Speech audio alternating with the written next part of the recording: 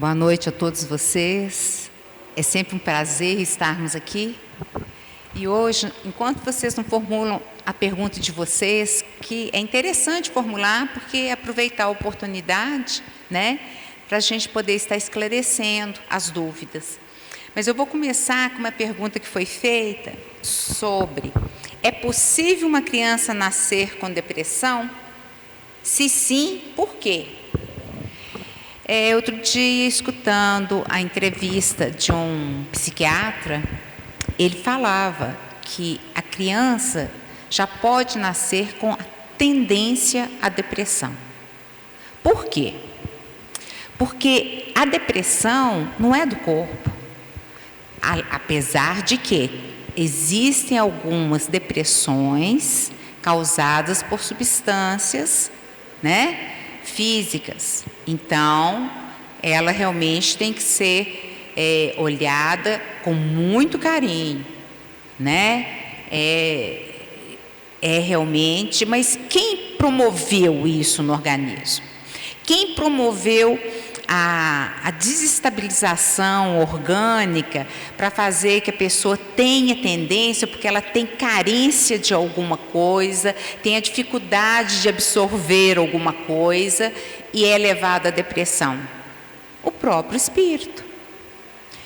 Quem está doente somos nós espíritos. O corpo é apenas o instrumento que nós utilizamos para manifestar o que nós somos.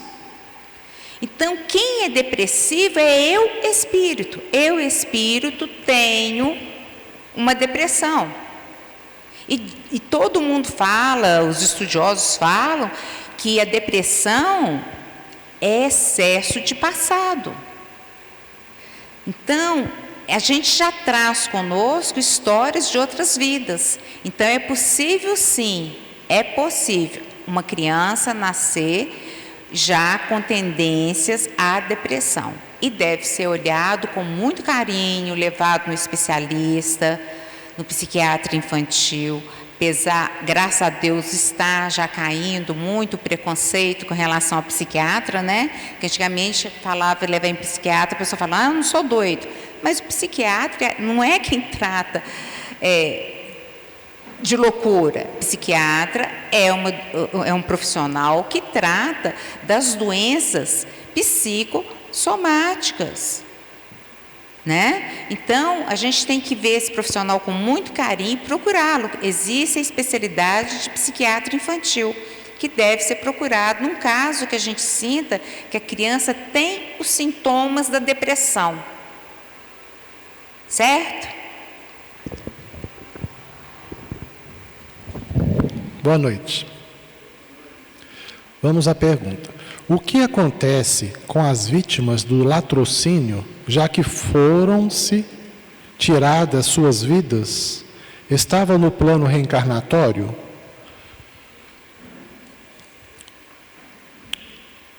Plano reencarnatório.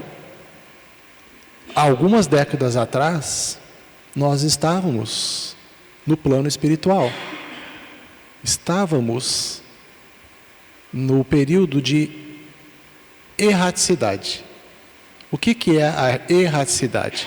É um período compreendido entre duas reencarnações. Então, se nós estamos em uma existência anterior, vivenciando várias situações, algumas delas, às vezes, até dramáticas, que nós podemos ser, inclusive, aqueles que produziram situações complicadas, e chega o momento, para todos nós, de um processo natural de progresso, do ser que é imortal, chega o momento do desencarne. Imaginemos, então, que numa existência anterior, nós passamos pelo fenômeno da morte e fomos para esse período de erraticidade. Algumas décadas, alguns anos, muito difícil de determinar quanto tempo nós passamos entre uma reencarnação e outra. O insigne Allan Kardec, que é o codificador da doutrina espírita, nos fala da lei de progresso, que é necessário nascer, viver, morrer, renascer de novo e progredir sempre. E é isso que se dá com todos nós. Então, ao estarmos desencarnados, vamos continuar o nosso processo de aprendizagem, continuamos progredindo e evoluindo. Progredindo intelectualmente e evoluindo pelas questões da ética, da moral. A evolução espiritual é uma consequência do progresso intelectual e da ascensão moral que nós fazemos. Estando, então, na erraticidade, nós nos determinamos depois a fazer todo aquele processo de aprendizagem no plano espiritual, mas se faz necessário novas oportunidades na carne, porque a lei de progresso fala que deve ser assim. Então, quando nós estamos lá, já nos preparando para uma nova reencarnação, surge todo um planejamento por parte da espiritualidade amiga que cria as condições necessárias mediante as necessidades de cada um de nós reencarnantes. Então, nós reencarnamos com um programa, sempre visando a evolução espiritual. Então, nós nos reencarnamos numa determinada família, assumimos uma nova personalidade, uma nova persona, e nos tornamos, como sempre, herdeiros de nós mesmos. Todos os acontecimentos de existências anteriores, nós trazemos conosco como méritos e deméritos. Então, por que eu comecei a fazer essa resposta retrocedendo um pouco nas nossas existências anteriores?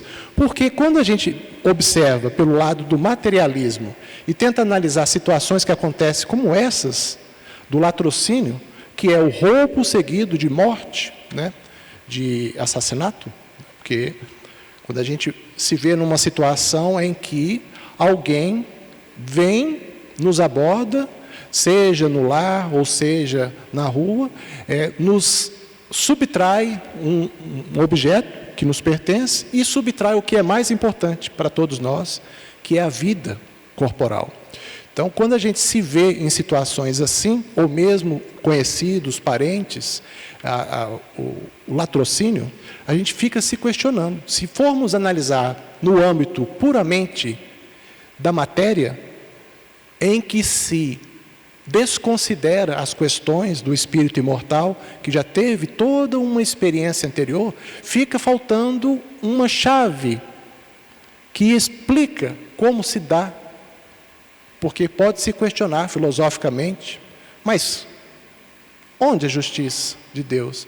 Às vezes uma pessoa em tenra idade, ali, um jovem que estava ali com um celular, né, um tênis de marca ou alguma outra situação, ele é abordado e passa pela situação do latrocínio, só criando uma situação hipotética, mas que acontece no dia a dia. Então a gente fica se questionando. Imagine uma mãe numa situação dessa, ela começa a questionar os desígnios de Deus. Mas quando a gente vem para a doutrina espírita, que ela é esclarecedora e ao mesmo tempo consoladora, esclarecedora porque vem nos falar sobre a nossa realidade imortal, que nós já tivemos muitas existências anteriores.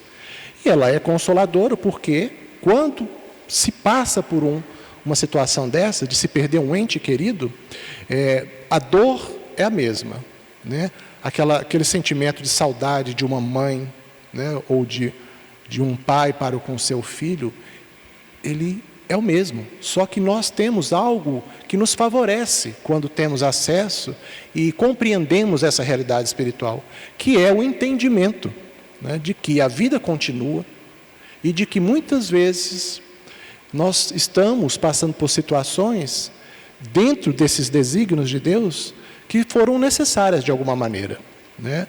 Assim, o mal é necessário? Não. Para a evolução do ser, nós precisamos do bem, do amor. Só se evolui através do amor. O sofrimento e as dores, as vicissitudes da vida, as dificuldades, são como alavancas de progresso.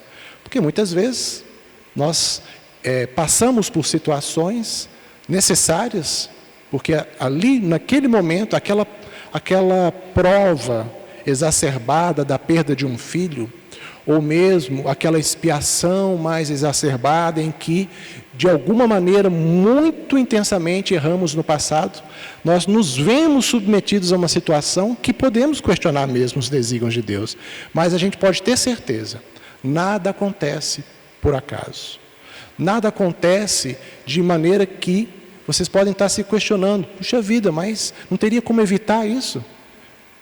Muitas vezes precisamos colher frutos amargos por termos no passado semeado situações difíceis. Então, com o olhar da pluralidade das existências, com o olhar da doutrina espírita, com o olhar que tenta usar essa chave, essa explicação das reencarnações como forma de atenuar, né? Mas também de entender que tudo no universo, não só no nosso planeta Terra, mas de uma maneira geral, tudo está dentro das leis divinas, das leis naturais. E uma delas é a lei de progresso. Percebe? Então, quando essa pessoa pergunta assim, nossa, mas no latrocínio, isso estava no plano reencarnatório? Quem de nós poderá afirmar, levantar conjecturas, hipóteses? A gente não sabe. Na anterioridade, né, de vivências de cada um de nós, se nós nos remontarmos às origens, quando então percebemos que nós estamos mais próximos dela do que da nossa destinação, que é nos tornarmos espíritos puros, atingirmos as bem-aventuranças a que o Cristo se refere, então nós estamos ainda um pouco distantes da nossa condição de angelitude, de pureza, estamos mais próximos. Então, partindo do pressuposto de um raciocínio mais lógico, se a gente está mais próximo das nossas origens, em que nós muito mais ainda errávamos, como ainda erramos, mas menos. Hoje nós nos vigiamos, procuramos errar menos, mas ainda erramos, mas no passado errávamos mais ainda. Então, será que eu vou passar por essa situação do latrocínio? Pode ser que esteja dentro do meu programa reencarnatório.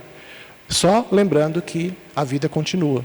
Então, nós passamos pela situação, a espiritualidade amiga me aborda, depois me fala, Fabiano, você, numa existência anterior, infelizmente, você produziu algumas situações que foi necessário que você passasse por essa situação agora. Só que aqueles dos nossos parentes que ficam aqui, não sabem do meu passado. Eu mesmo não estava sabendo por causa da bênção do esquecimento. Então, a gente é esclarecido pela espiritualidade amiga e os parentes que ficam precisam ter a confiança em Deus, de que se nós mesmos não provocarmos uma situação, indo até lugares muito perigosos, em horários indevidos, criando situações que ensejaram o aumento da probabilidade de um assalto, né? Então, se eu não fui imprevidente e aconteceu comigo, é porque certamente estava dentro do meu projeto reencarnatório. Foi perguntado aqui o seguinte, se o alcoolismo é uma doença, por que é considerado suicídio? Ele é considerado suicídio indireto, né? Mas vamos analisar para vocês conseguirem entender. Todo mundo tem ciência que o excesso de álcool no organismo provoca doença no fígado, não é mesmo? Pode lesar o sistema nervoso. Da mesma forma que quem tem diabetes e continua comendo açúcar, muito amido, sabe que corre o risco de ter que amputar uma perna, ficar cego, uma série de coisas, e até morrer. Então, quem usa droga, da mesma forma. Quem come em excesso e tem um problema orgânico que não poderia ingerir tal alimento, também está cometendo suicídio. Por quê? Porque nós somos cientes. Nós temos ciência que prejudica o organismo. Nós temos ciência que nós estamos tomando algo que está nos envenenando silenciosamente. Então, quando a gente morre e chega no mundo espiritual, como André Luiz chegou, no livro Nosso Lar, ele descreve muito bem isso, que ele tinha o vício do álcool e do tabaco, tanto que ele morre numa mesa de cirurgia, tirando um tumor no aparelho gástrico, ele é considerado suicida. Não da mesma forma como alguém que vai lá e extermina a vida, mas é considerado, sim, uma pessoa suicida no sentido de uma pessoa que não valorizou a vida, não valorizou o corpo dela, não valorizou as oportunidades que lhe foram dadas. Nesse sentido, é suicida. Uma pessoa que tem pressão alta e que come sal. Ah, mas eu não aguento ficar assim, é tão gostoso. É gostoso, não vou negar que não é gostoso. Mas ela tem que ter consciência que ela está lesando o próprio organismo. Quem tem colesterol alto e não faz a alimentação adequada é tão suicida quanto o alcoólatra. É tão suicida quanto o alcoólatra. Só que o álcool é mais agravante. É mais agravante, porque a pessoa, quando é alcoólatra, ela não consegue parar de beber. E ela é doença a partir do momento que o alcoólatra possui uma enzima no organismo, que é passada hereditariamente, que o impulsiona ao prazer do álcool, de tal forma que vira um vício muito fácil. É prazeroso demais. Mas não foi Jesus, na oração dominical, no Pai Nosso, que disse: Pai, livrai-nos das tentações. Tentação é todo prazer momentâneo. Todo prazer que a gente tem o prazer e depois ele se esvai. Isso é tentação. Quando a gente faz o Pai Nosso, nós estamos pedindo isso. Livrai-nos da tentação. Quer dizer, livrai-nos, nos livre, nos ajude a resistir a nós mesmos, a evitar que eu me alimente, que eu beba, que eu fuma, que eu me entregue ao prazer do sexo desregrado, que a gulodice, a maledicência, tudo isso. Me ajude a vencer isso em mim, livrai-me disso. Então, me dê força para que eu consiga frear isso em mim. Então, o alcoólatra, ele sabe desde sempre que faz mal. E hoje nós temos bons programas para tratamento. Nós temos alcoólatras anônimos, nós temos os centros espíritas que dão apoio para a pessoa, que vem, toma o passe para ajudar nessa fase de recuperação. Porque se livrar de um vício é difícil. Mas o que vale é o esforço de cada um. Ok? Eu acredito que tenha respondido. Por isso é considerado alcoolismo, porque a pessoa já sabe que aquilo vai prejudicá-la. Ela tem ciência de. Foi claro, gente?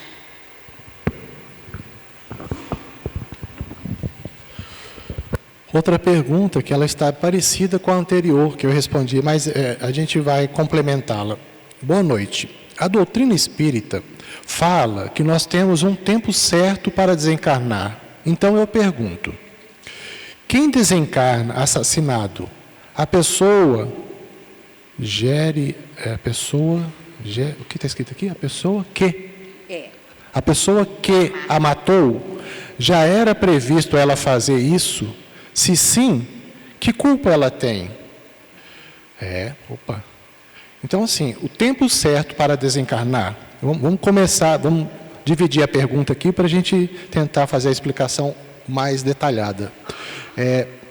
Todos nós, nas contas de Deus, todos nós temos a época prevista do nosso desencarne. Quando nós voltaremos para a parte espiritual. Pode ser daqui a algumas décadas. Você, inclusive, falou sobre suicídio, né, agora mesmo? Foi, porém 90% dos encarnados vão antes da hora. Isso é algo que nós temos que pensar. Pelo abuso, né, do próprio corpo, Sim. né, para se colocar em situações perigosas. Pela imprevidência, seja de que maneira for. Mas é isso, assim. Então, o Fabiano está previsto que, ao completar 52 anos, que hoje é meu aniversário. Obrigado. Está previsto que ele, ao completar 52 anos, vai desencarnar por acidente, por imprevidência. Não é bem o meu caso, não. Acho que eu já passei dessa época de exagerar ao volante, mas vem alguém e acaba provocando. Então, nas contas de Deus, estava previsto para mim, aos 52 anos, desencarnar. Se eu sou imprevidente, o que a Helena está falando, começo a usar, né, abusar do que a vida me oferece, né, abusar do algo, abusar das coisas que não devemos abusar, né? Se eu então vou nessa trajetória, eu posso então, né, antecipar. É o que a Helena falou sobre o suicídio. Às vezes o suicídio inconsciente, poderíamos dizer, nem tanto. Porque se eu sei que faz mal e eu fico ingerindo aquelas substâncias que são tóxicas, eu tenho a consciência e mesmo assim faço uso. Então, eu estaria abreviando. Mas, suponhamos que cada um de vocês, então, tem essa época. Que o Arnaud está previsto para ele desencarnar aos 80. Que o seu João, aos 100, de preferência. Cada um de nós temos nas contas de Deus a época prevista, aproximada. Mas porque quando faz a pergunta assim, tem um tempo certo para desencarnar? Tem. E às vezes a pessoa se pergunta, puxa vida, mas no caso de um assassinato, uma bala perdida, como explicar isso? Se tem tempo previsto, a pessoa é atingida por uma bala perdida? Não parece estranho? Mas quando chega na época, a espiritualidade amiga e superior, ela se utiliza de situações que estão acontecendo. Por exemplo, você está viajando, está passando ali próximo a uma comunidade em que tradicionalmente existe muito conflito de policiais com traficantes. Então, já está chegando na minha época. A espiritualidade, ela não vai induzir alguém a assassinar porque chegou a época. Porque o contexto da segunda parte da pergunta é isso. Deixa eu pegar aqui, porque o ceguinho aqui não está. Quem matou? Quem assassinou? A espiritualidade, então, se aproxima dessa pessoa e vai interferir na mente dela, fala assim, atira nessa direção aqui, para você atingir o Fabiano que está passando ali, que precisa desencarnar por uma forma assim. Não é que a espiritualidade chega perto daquele traficante e manda ele deflagrar aquele projétil, não é isso. Mas ela sabe do conflito entre policiais, traficantes, sabe que eu estou passando na região, sabe, mediante a necessidade de desencarnar dessa forma, com esse gênero de morte por assassinato, e já chegou a época, então ela naturalmente vai me influenciando a fazer um passeio, né? Passar por aquela região. Quando é deflagrado o projétil, então, ela me inspira, Fabiano, agora você precisa virar à sua direita, porque ali tem coisas interessantes para você conhecer, mesmo assim, numa questão de turismo, né? Vira aqui. Eu estou só criando situações hipotéticas, mas para explicar, exemplificar e responder. Então, nenhum de nós está fadado a cometer um delito. Vai depender do nosso livre-arbítrio. Aquele traficante que atirou no conflito com a polícia, foi pela opção dele, não foi a espiritualidade que influenciou. Então, ao atirar, eu sou conduzido a uma situação de risco, que a probabilidade é alta, de vir a perecer com a bala perdida. Mas, percebe? Então, por isso que eu falei que estava ligado com a pergunta anterior, né? Quando chega na nossa época do desencarne, né? Então a gente vai passar por situações de latrocínio ou mesmo de assassinato, e por isso que nós sempre ouvimos falar assim, é necessário que haja um escândalo, mas ai daquele através do qual o escândalo venha. Então, o escândalo nessa situação hipotética foi que a pessoa estava atirando ali, correndo o risco de matar outras pessoas, né? Atirando para cima, para frente, tentando acertar a polícia. Então, ele se envolveu no escândalo, né? Então, ele responderá na pauta da intenção que ele teve. Mas a espiritualidade se utilizou dessa situação, desse contexto, para me envolver naquele episódio, de maneiras que havia chegado à minha época, e na questão de sermos herdeiros de nós mesmos, eu deveria então morrer e desencarnar, que tem uma diferença, né? Morrer e desencarnar através de uma fatalidade como essa. Entendem? Então, assim, seria nesse sentido. Nada acontece fora dos desígnios de Deus. E a espiritualidade superior respeita muito o nosso livre-arbítrio. Então, aquilo que nós fizermos dentro da lei de causa e efeito, deveremos, então, ressarcir se nós infringirmos os desígnios e as leis de Deus. Ok? A outra pergunta é possível nessa existência termos lembranças de vidas passadas, até mesmo lembranças de datas das vidas vividas? Sim, é possível. Porém, isso é muito, mas muito comum em crianças por volta até dos 7 anos de idade. Em adultos é raríssimo. Por quê? A criança, quando a ligação do corpo espiritual à organização física se dá na concepção. Quando se dá ali na concepção, quantas células tem ali? Uma. Se ligou o espermatozoide no óvulo, 2 células. Então, existem 2 células do perispírito, do reencarnante, ligada àquele corpo.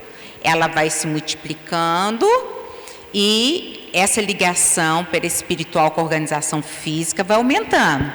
Só por volta dos 7 anos é que se completa essa ligação.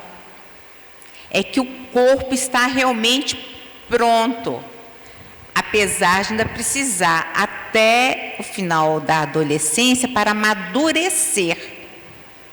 Mas essa ligação se completa por volta dos 7 anos.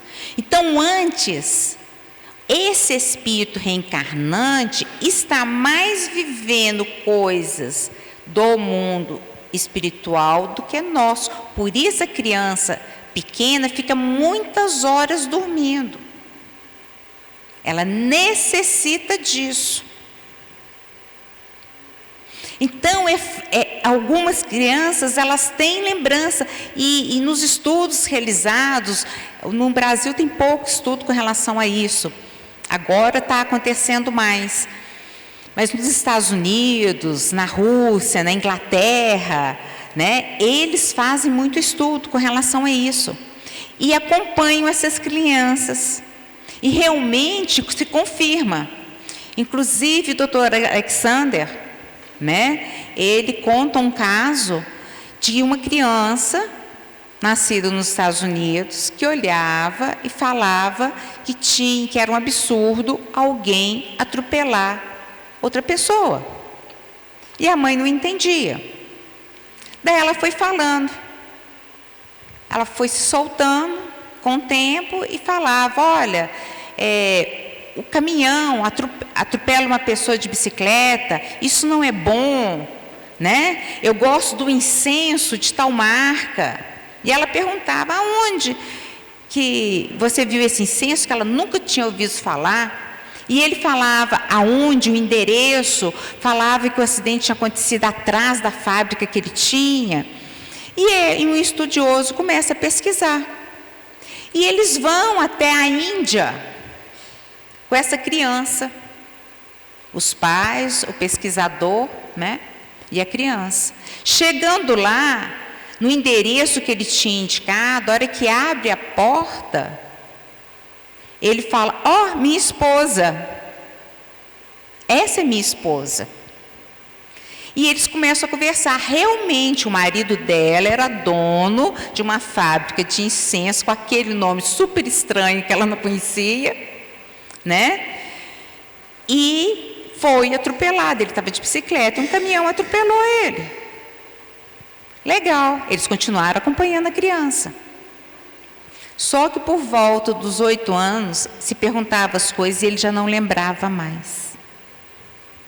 Que vai esquecendo, porque está completando a encarnação. Então, a maioria das crianças que relatam outras vivências, por volta dos 7 anos, que foram acompanhadas, por volta dos 7 anos, eles percebem que há um esquecimento, aquilo vai apagando delas. Que é exatamente o momento que a doutrina espírita, que a espiritualidade fala, que se realmente completa a encarnação por volta dos 7 anos. E é interessante isso. Então, em adulto é muito raro, mas em criança é bastante comum. Por isso, criança brinca muito com um amiguinho imaginário. Tem um amiguinho imaginário. Porque ela realmente tem um acesso ao mundo espiritual que está em volta de nós, e ela tem essa comunicação com os amiguinhos. Eu conheço uma menina que ela tem Down, ela tem síndrome de Down, ela inclusive é mais velha, ela deve ter por volta dos 17 anos, né? E ela tem os amigos imaginários até hoje, mas ela pensa como uma criança. Então, ela reencarnou, mas ela continua, ela deve ter uma mediunidade além do processo que ela já vinha passando. Ela tem uma mediunidade que tem que ser evangelizada. Então, ela precisa ser evangelizada, porque é uma mediunidade que não deve ser trabalhada, mas sim evangelizada. Espero ter respondido a questão aí, gente.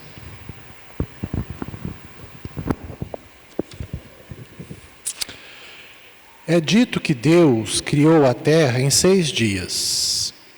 Teria antes ele feito o plano espiritual? Que pergunta. Pergunta complexa. Bom, vamos aqui pelas teorias e fazendo aliança da ciência com a religião. Vamos nesse caminho? É mais fácil responder, né? 6 dias e no 7º descansou. Se precisasse, né? Como se precisasse. Como se Deus precisasse descansar, né? Descansar no 7º dia. Mas assim, pensamos a humanidade nos tempos atuais em que a gente avançou muito cientificamente, tecnologicamente, a compreensão acerca do universo, com telescópios percrustando o universo, descobrindo 3 trilhões de galáxias, cada galáxia com 200 bilhões de sóis e trilhões de planetas. Então, hoje, a nossa compreensão acerca do que foi relatado na antiguidade, né? Quando a gente vai ver, então, aquela concepção do criacionismo de 2000 anos atrás, em que o judaísmo interpretava, né, que Deus era um velhinho barbudo que trabalhou por 6 dias e construiu tudo o que existe, né? E tinha-se também, naquela época, uma incompreensão das questões do universo. Acreditava-se no teocentrismo, em que o planeta Terra era o centro do universo, o centro de tudo que existia. A abóbada celeste com as estrelas, e a interpretação é de que praticamente só existia este planeta com esta humanidade, né? Que essa é a concepção do criacionismo.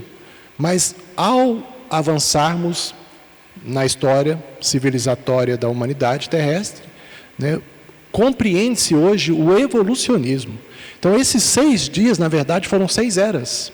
Então, quando a gente pega os nossos geólogos, todos os paleontólogos, todos os estudiosos da evolução das espécies, não somente do ser humano, dos seres vivos do planeta, constatam, quando vão analisar as camadas geológicas do planeta Terra, que realmente foram eras, que cada uma dessas eras durou milhões, para não falar bilhões de anos. A ciência atual acredita que o planeta Terra tenha 4,5 bilhões de anos. analisando o decaimento radioativo do carbono. Então, todos os seres vivos que já existiram têm carbono. Então, eles pegam um fóssil e vão analisar o decaimento radioativo daquele material que eles encontraram e calculam. Por isso que eles fazem essa datação. E calcula-se que os primeiros seres vivos no planeta tenham surgido há 1,5 bilhão de anos atrás. Está vendo? Então, sempre falando de bilhões de anos. Então, não foram 6 dias, foram 6 eras. Mesozoica, várias, a gente estudou isso na escola, eu não me lembro mais os nomes das eras, mas sempre com essa concepção de que realmente foi muito tempo para que surgisse as condições necessárias para o surgimento da vida no planeta, houvesse a eclosão da vida, que é chamado de período cambriano, surge a vida e surge todas as possibilidades para que algum dia o ser humano pudesse viver sobre este planeta. Tudo dentro de um planejamento divino, de Deus e de Jesus como o nosso governador espiritual, que retirou da nebulosa solar poeira, gases e moldou, construiu junto com os engenheiros, arquitetos siderais, né? E quem? Engenheiros astrais. Engenheiros astrais, quer dizer, o governador espiritual, se utilizando dos seus prepostos, todos trabalhando em bilhões de anos. Por isso, quando a gente fala assim, Jesus, algumas pessoas têm algumas dúvidas, né, sobre a pureza. Um espírito puro, ele tem bilhões de anos. A gente leva bilhões de anos para chegar na condição de pureza. Cristo, ele é um arcanjo. Ele é espírito puro há muito mais tempo do que aquele que acabou de chegar numa condição de pureza. Então, vamos imaginar que eu e a Lena atingimos a maturidade aos 18 anos. Mas que o Arnaud, que já está um pouquinho mais velho que a gente, ele atingiu a maturidade aos 50. Então, vamos fazer uma correlação. Eu e a Lena, quando a gente atingir 18 anos mais, olhando pela questão de pureza, assim que daqui a alguns bilhões, 10 bilhões de anos, a gente atingir a condição de pureza, o Arnaud, que já estava mais vivido, né, com 50 anos, por exemplo, ele já era puro há muito tempo, antes da gente. Entendeu? Então, o Cristo, um arcanjo, já é um espírito puro há muito mais tempo. Por isso que ele tem toda a condição de manipular, né, o fluido vital, o fluido cósmico universal, moldar, dar forma a um planeta e criar as situações para surgimento da vida, percebe? Então, tudo dentro do planejamento celeste. É o que a Lena falou aí dos engenheiros siderais. Se você quiser. Não, é isso mesmo. Ok, então é isso. Agora a Lena vai ler a última pergunta. O que a doutrina espírita diz a respeito da homossexualidade? Qual a posição da doutrina acerca da união homoafetiva? A homossexualidade, para nós, é algo natural. Por que uma pessoa vem, né, dentro da homossexualidade? É uma experiência que ela necessita. Está ligado a quê? As suas vidas pregressas. O que ela tem que aprender com essa experiência? É o que ela tem que analisar em si mesma e perguntar: o que eu tenho que aprender com isso? Eu nasci com o corpo físico de homem, mas tem todo o psiquismo feminino. Será que eu não tenho que aprender a valorizar o sexo feminino? Ou o inverso também, a mulher nasceu com o corpo físico feminino e tem o psiquismo todo masculino, porque é isso que acontece na homossexualidade. Ele se sente diferente da organização física dele. Então, o emocional dele está envolvido. Tem um objetivo divino nisso. Então, a doutrina espírita não recrimina. Agora, relação homoafetiva. Toda relação de amor é plena. Nós estamos aqui para amar. Existem relações muito mais prejudiciais e vulgares que uma relação homo. Quando há respeito, quando há amor, quando há confiança, quando há equilíbrio na relação, tudo bem. Tanto hétero como homoafetivo. Toda relação ela tem que ter esse parâmetro, tanto um quanto o outro. A doutrina espírita não tem nada a se opor, nem com o hétero, nem com o homoafetivo, desde que eles estejam o quê? Dentro de um equilíbrio. Porque se chegar aqui com uma problemática, a gente vai pedir ele para repensar o equilíbrio da sua relação, o equilíbrio do seu ser, e não querer que ele seja algo que a natureza dele não permite. Ficou claro, gente? Então, o importante é lutar pela sua felicidade, ir de encontro àquilo que te faz feliz, como espírito, buscando o seu processo evolutivo, aproveitando todas as possibilidades que a vida vai te dando pelo caminho, para o seu crescimento, para o seu amadurecimento enquanto espírito. Por isso nós estamos aqui. Só por isso. Nós estamos aqui com o único objetivo, aprender a amar. Não é para ter preconceito, não é para ser egoísta, orgulhoso, ciumento. Não, nós estamos aqui para aprender a amar. Amar verdadeiramente. Então, toda relação equilibrada está dentro das leis de Deus.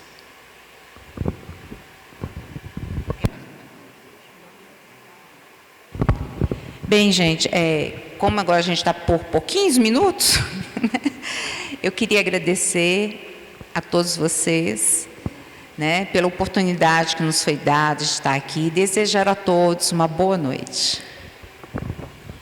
Agradecemos a Deus pela oportunidade de estarmos reunidos, estudando o Evangelho do nosso querido Mestre Jesus e estudando também a doutrina espírita. Uma boa noite a todos.